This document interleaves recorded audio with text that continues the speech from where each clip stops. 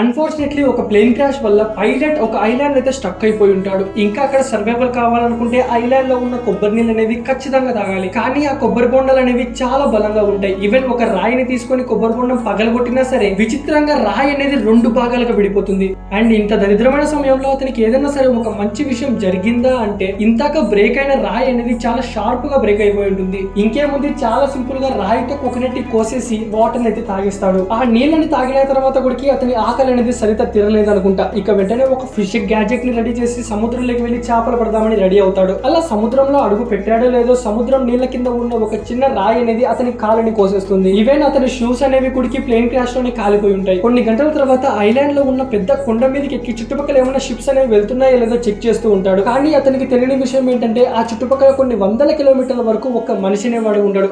ఇక షిప్స్ అనేవి ఎక్కడి నుంచి వస్తాయి? సో అలాంటి సిచ్యువేషన్ నుంచి ఇతను ఎలా సర్వైవల్ అవుతాడు అనేది ఈ మూవీ కాన్సెప్ట్. ఒకవేళ మూవీ నేమ్ కావాలనుకుంటే కామెంట్ చేయండి. వీడియో నచ్చినట్లయితే మర్చిపోకుండా లైక్ చేయండి. ఇలాంటి వీడియోస్ కోసం సబ్స్క్రైబ్ చేసుకొని పక్కన ఉన్న బెల్ ఐకాన్ అయితే ఆల్ లో పెట్టుకోండి.